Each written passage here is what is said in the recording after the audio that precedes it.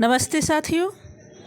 आज इस वीडियो में हम पढ़ेंगे साक्षात्कार के प्रकार, कौन कौन से साक्षात्कार के प्रकार हैं।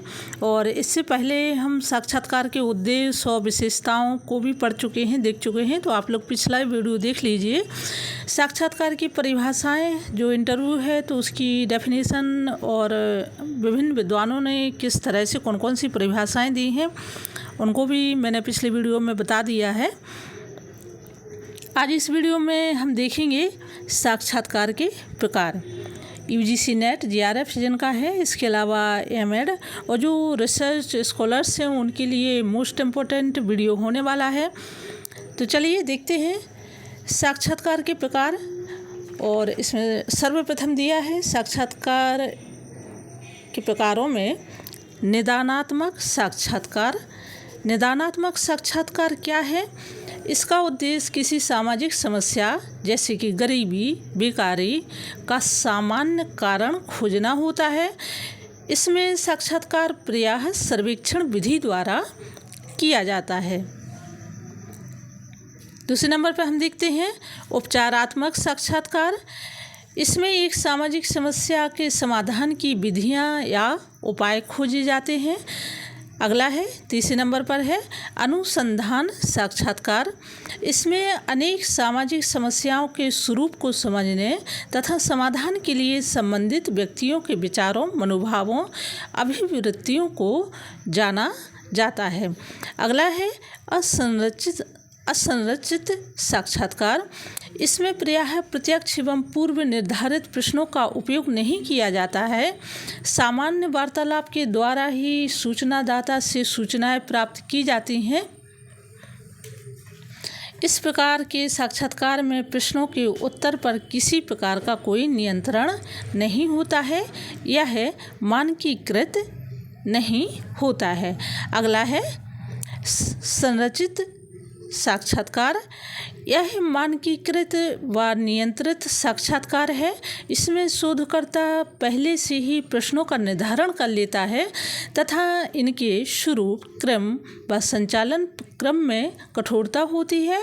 इससे अध्ययन को एक व्यवस्थित, क्रमबद्ध एवं वस्तुपरक स्वरूप प्रदान होता है। अगला है व्यक्तिगत साक्षात्कार। जब ये साक्षात्कार जो है लेने वाला व देने वाला एक ही हो तथा प्रश्नों का स्वरूप भी व्यक्तिगत हो, तो ये व्यक्तिगत साक्षात्कार के अंतर्गत आ जाता है। इसके अलावा हम देखते हैं अगला सामूहिक साक्षात्कार। जब साक्षात्कार लेने वाले कई हों तथा प्रश्नों के स्वरूप का निर्धारण भिन्न भिन्न हो, इसके लिए समय तथा स्थान पूर्व निर्धारित होते हैं। इसमें एक शोधकर्ता व अनेक विषयी भी हो सकते हैं। तो ये सामूहिक साक्षात्कार के अंतर्गत आ जाता है, जिसमें समूह एकत्रित होकर के बहुत से प्रश्नों को बना करके जो शोधकर्ता या विषयी है उनसे पूछे जाते हैं। अगला है अल्पकालिक साक्षात्कार। तो अल्पकालिक का वही मतलब है कि जो कम समय का हो, क्षणिक हो। यह किसी मुख्य अध्ययन की पूर्व परिस्थिति में किया जाता है तथा इसका मुख्य उद्देश्य समस्या के प्रति संयोगिक, कैजुअल तथा अन्वेषणात्मक, एक्सप्लोरेटरी जानकारी प्राप्त करने का प्रयास किया जाता है। यह नियत व नियंत्रित होता है। कैसा? अल्पकालिक जो कैसा होता है? निश्चित और लिमिटेड होता है। अगला है दीर्घकालीन साक्षात्कार। इसका स्वरूप गंभीर व गहन होता है। यह समस्या के सूक्ष्म अध्ययन के लिए दीर्घकाल तक चलता है। साक्षात्कारकर्ता तथा उत्तरदाता को स्वतंत्रता रहती है। अगला है जो साक्षात्कार के प्रकारों में है अनिर्देशित साक्षात्कार। अनिर्देशित साक्षात्कार। इसमें प्रायः प्रत्यक्ष व पूर्व निर्धारित प्रश्नों का प्रयोग नहीं किया जाता है। सामान्य वार्तालाप के माध्यम से सूचनाएं प्राप्त की जाती हैं। साक्षात्कार में प्रश्नों व उत्तरों पर किसी का नियंत्रण नहीं होता है। तो कैसा है ये? अनिर्देशित, यानी कि किसी का इसमें निर्देश, आदेश कुछ भी नहीं चलता है। यह स्वतः साक्षात्कार के अंतर्गत आ जाता है। अगला है मुद्रित साक्षात्कार। इसे गहन साक्षात्कार भी कहते हैं। इसके अंतर्गत धारणा के स्रोत तथा अन्य गहन तथ्यों पर ध्यान केंद्रित करना होता है तथा मुख्य उद्देश्य परिकल्पना के औचित्य का परीक्षण करना होता है। अगला है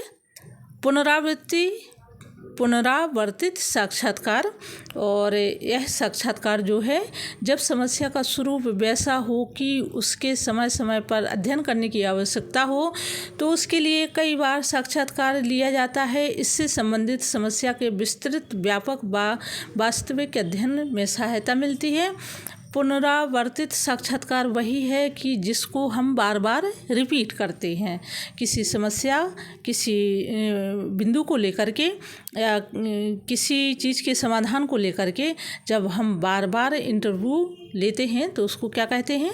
पुनरावर्तित साक्षात्कार कहते हैं। तो मित्रों, ये आप लोगों के जो हैं साक्षात्कार के प्रकार हैं, बहुत ही महत्वपूर्ण हैं। तो इनको आप लोग याद कर लीजिए और आसान है, इसमें कोई दिक्कत हो तो आप लोग कमेंट में ज़रूर बताइए। हम फिर मिलते हैं अगले वीडियो में। इसके बाद हम देखेंगे कि इस साक्षात्कार के विभिन्न सोपान कौन कौन से हैं और इसकी सीमाएँ। इसके बाद फिर हम जो लघु उत्तरीय प्रश्नोत्तर हैं ऑप्शनल, उनको पढ़ेंगे। आगे चल कर के आप लोग अपने विचार जरूर व्यक्त कीजिए इस वीडियो के माध्यम से। आज के लिए इतना ही, धन्यवाद।